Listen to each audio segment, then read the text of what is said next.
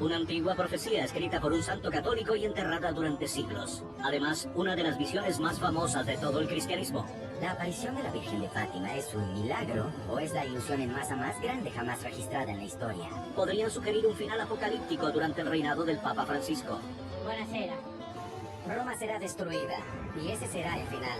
Debemos prestar atención. Las personas que respaldan la profecía dicen que podemos esperar que el fin de los tiempos comience pronto. Febrero de 2013, Roma. Mientras todo el mundo observaba esperando respuestas, lo que obtuvieron fue un presagio espectacular.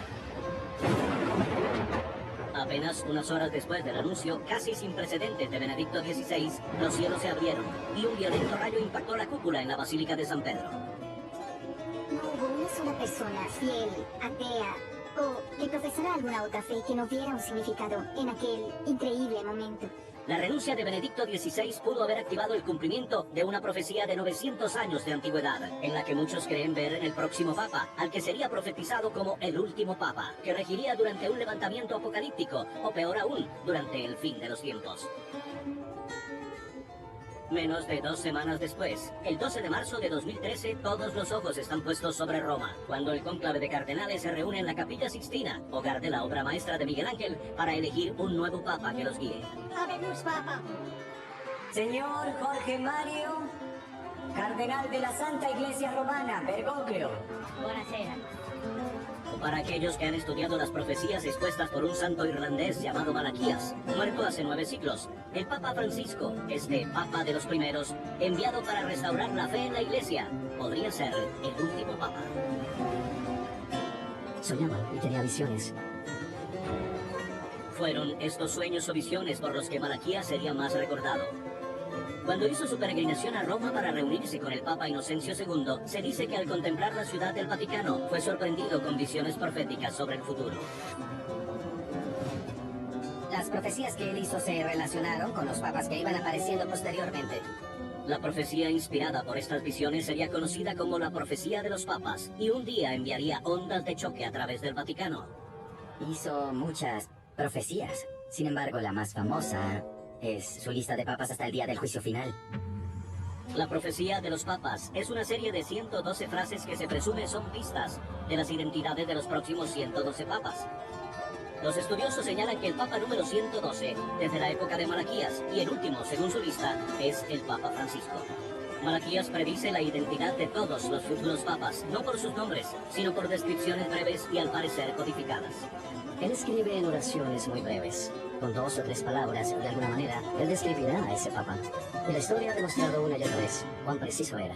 San Malaquías describe al Papa número 109 de la lista como de Mediatate Lunae, o de la media luna. El Papa número 109 desde la época de los escritos de Malaquías es el Papa Juan Pablo I, nacido casi 800 años después de que la profecía de Malaquías fuera escrita. Juan Pablo I nació en la media luna. Su nombre cristiano era Albino Luciani, luz blanca de la luna. Su sucesor fue Juan Pablo II, y este Papa número 110 es descrito de una manera algo opuesta, de Laboris Solis, o del trabajo del sol. Y la profecía para Juan Pablo II es realmente interesante porque él nació y fue sepultado durante eclipses solares. Los eclipses solares son muy extraños y tener 2 eclipses solares relacionados en el mismo hombre es aún más extraño. El Papa Benedicto XV, la descripción de ese papa es religión despoblada.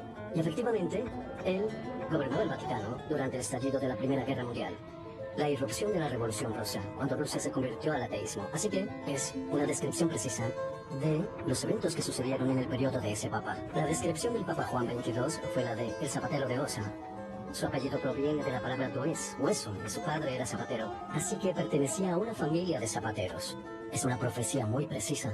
La frase para el Papa Pablo VI, por ejemplo, era flor de flores. Y en efecto, su escudo de armas tenía flores.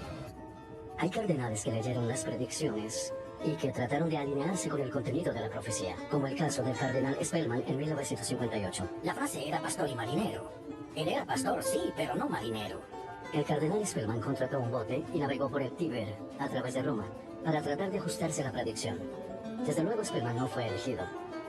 Malaquías describe al último papa con estas palabras: Pedro el Romano pastoreará a su rebaño en muchas tribulaciones, y al terminar todas ellas, la ciudad de 7 colinas será destruida, y el terrible juez juzgará a su pueblo.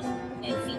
La profecía de Malaquías afirma que este sería el último papa asociado al fin de los tiempos, lo que muchos han interpretado como el fin del mundo.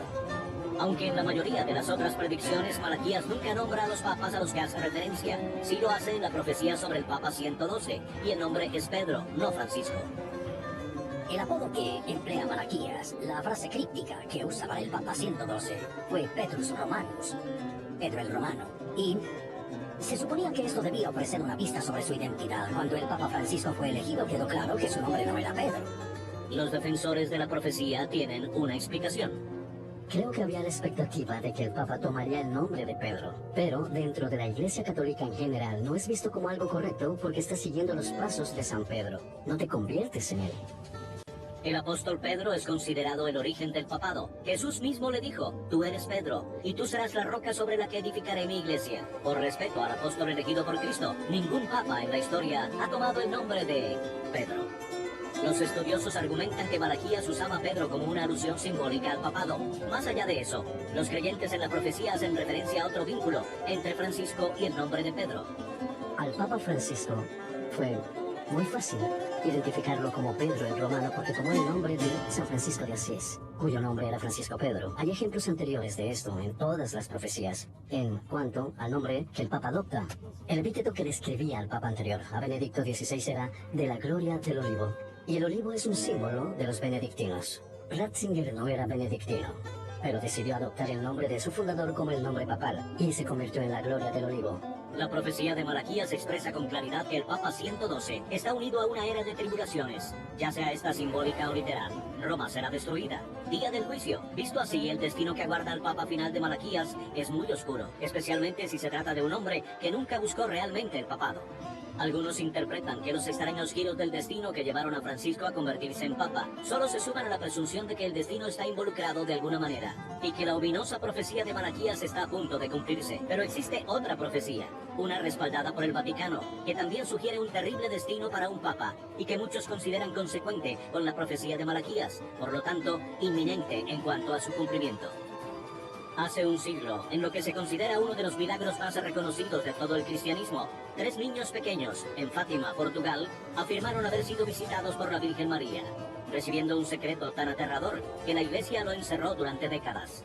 La razón por la que nunca se reveló es porque parecía predecir el asesinato de un papa. La historia de Fátima es fascinante y lo ha sido durante un siglo. Hace 100 años, en la pequeña aldea portuguesa de Fátima, 3 niños pastores estuvieron en el centro de una visión milagrosa presenciada por miles de personas. En ella, la aparición de la Virgen María les otorgó una profecía tan escalofriante que la Iglesia decidiría ocultarla durante décadas. Una profecía que los estudiosos consideran se encuentra en perfecta coincidencia con las predicciones de Malaquías hace 900 años. Lo que sucedió en Fátima es considerado un milagro. Es una intervención extraordinaria del poder de Dios en el mundo. El 13 de mayo de 1917, hacia el final de la Primera Guerra Mundial, 3 niños, la mayor de ellos, Lucía, que luego se convirtió en monja, estaban pastoreando sus ovejas en un campo en Portugal, cerca de la ciudad de Fátima. Escucharon truenos, pero había un hermoso cielo azul, así que caminaron hacia la fuente del trueno.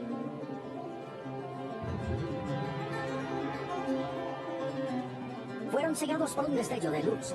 Levantaron la vista y vieron a una mujer vestida de blanco. Esta mujer les habló y dijo que ella era María, la madre de Jesús. En la visión, se les pide a los niños que regresen al campo cada día 13, a la misma hora, durante 5 meses. Los niños corrieron a casa, les contaron a sus familias y la noticia se difundió por todo el pueblo. Hubo interés, pero no mucha gente les creyó. Un mes después, el 13 de junio, los niños regresaron al campo y María de nuevo apareció. Durante varios meses ellos regresaron obedientemente, y mientras sucedía, más y más personas se reunían. Aproximadamente 50 personas siguen a los niños al sitio en junio. Para julio, la multitud aumenta a 5.000 personas. Y el 13 de julio de 1917, la aparición otorga a los niños un gran secreto, dividido en 3 partes. La primera visión en realidad fue la apertura del suelo frente a ellos y ven el infierno. Lucía escribe que si Nuestra Señora no les hubiera prometido que irían al cielo, habrían muerto de horror.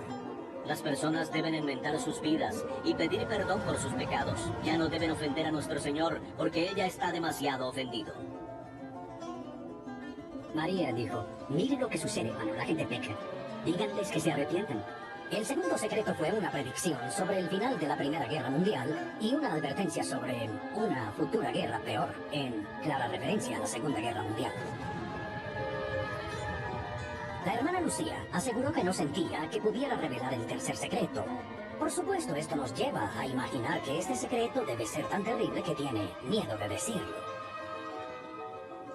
Las visiones se difunden durante el verano y para el otoño una inmensa multitud, algunos de ellos con cámaras, se reúne esperando ser testigos de la visión. Lo que sucede a continuación es tal vez el mejor registro de un milagro bíblico en la historia.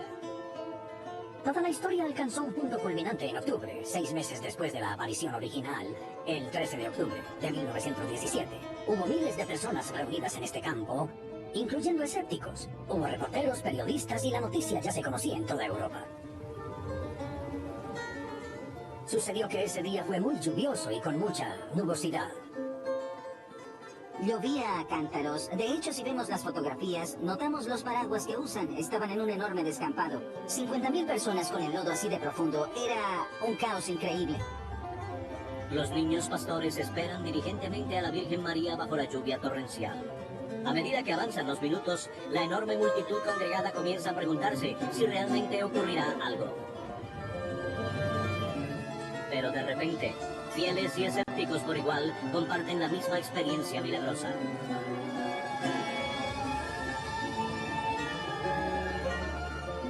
Lo sucedido en Fátima es un milagro o la mayor ilusión de masas registrada en la historia.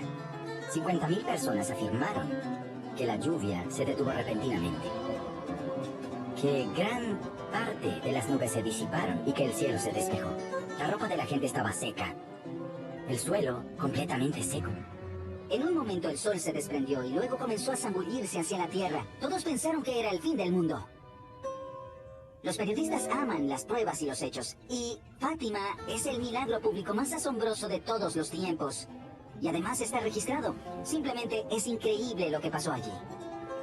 La aparición había otorgado los 3 secretos que parecían predecir el futuro, pero los niños los mantuvieron en secreto durante más de 20 años.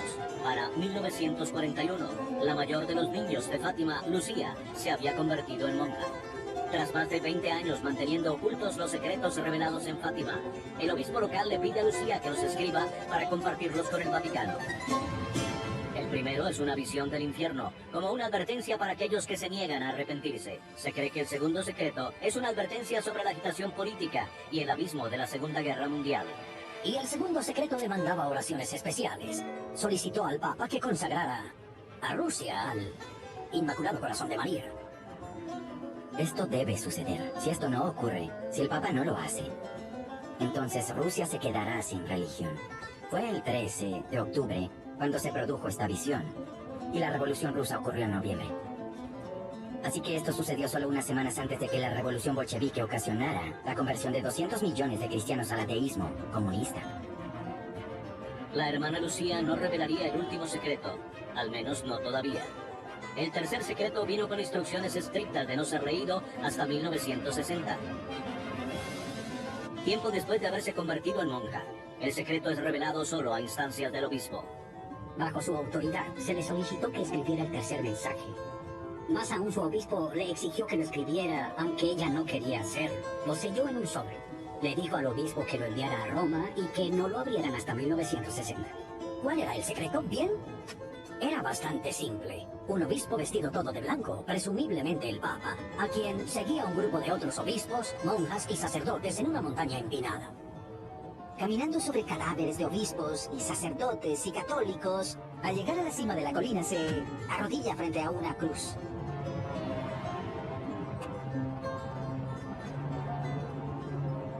Unos soldados disparan y asesinan al grupo. La sangre de los mártires es recogida por los ángeles. Y eso es todo. Los estudiosos reconocen las evidentes similitudes entre estas visiones de Fátima y los escritos de un santo católico que hace 900 años hizo predicciones sobre todos los futuros papas en forma de versos descriptivos muy breves. En la profecía de los papas de Malaquías, el verso final describe a la ciudad de las 7 colinas, Roma, siendo destruida en el juicio final. El secreto de Fátima, que también involucra al Papa y a Roma, contiene una historia mucho más específica de derramamiento de sangre. El Papa Juan Pablo II confiaba en que el tercer secreto que le fue otorgado a Lucía era sobre él, específicamente sobre el atentado contra su vida, pero no todos están convencidos. Sobrevivió para no ser martirizado y así cambió la profecía. Ahora bien, hay un problema con todo eso. ¿Dónde está la montaña? ¿Dónde están los soldados? ¿Dónde están todos los fusilados? Pero en la visión de Lucía, el Papa realmente muere, mientras que Juan Pablo II sobrevivió. ¿Significa esto que el tercer secreto de Fátima predice un final violento para otro Papa en el futuro? La nueva evidencia sugiere que Lucía guardaba otro secreto importante. Pistas sobre el momento en el que podrían ocurrir las profecías que muchos creen pronto se cumplirán. En el año 2010, el Papa Benedicto afirmó que sería un error pensar que lo de Fátima ha terminado. Algunos estudiosos consideran que las imágenes aterradoras de la hermana Lucía se suman a la advertencia profética de San Malaquías. Además, ambas predicciones están a su vez vinculadas a otra infame profecía bíblica, el libro de las Revelaciones. El Apocalipsis de San Juan de las Revelaciones contiene 7 capítulos sellados que, al ser abiertos por Jesús, predicen los eventos anteriores al fin de los tiempos. Algunos argumentan que los eventos descritos son sorprendentemente similares a los que han ocurrido en el pasado o están sucediendo ahora mismo. Los capítulos incluyen promesas de falsos profetas, guerras, hambre, pestilencia, tribulaciones y la posibilidad de que un tercio de la población muera a causa de las plagas. La segunda parte de la profecía anuncia que habrá una plaga pandémica mundial. Y esta sería la precursora de la tercera parte del propio evento apocalíptico descrito en el libro de las Revelaciones. Un evento apocalíptico, tal vez el mismo que la Virgen María advirtió a la hermana Lucía en Fátima hace un siglo. Ella también escribió que se relaciona con los pasajes en el libro de las Revelaciones sobre la apertura de los 7 sellos. Juan Pablo II dijo que si se leyera en el Apocalipsis que los mares inundarán la tierra y morirán millones de personas, no es necesario leer el tercer secreto de Fátima. La profecía de los papas de Malaquías, el libro de las Revelaciones, los secretos de Fátima, ¿es posible que sean simplemente piezas del mismo escalofriante y profético rompecabezas? Otra parte de los secretos de Fátima podría indicar que nuestro escenario mundial está destinado a colisionar con la profecía. Nos enfrentamos a desencadenantes de la Tercera Guerra Mundial, en los que una vez más muchos profetas muestran visiones convergentes.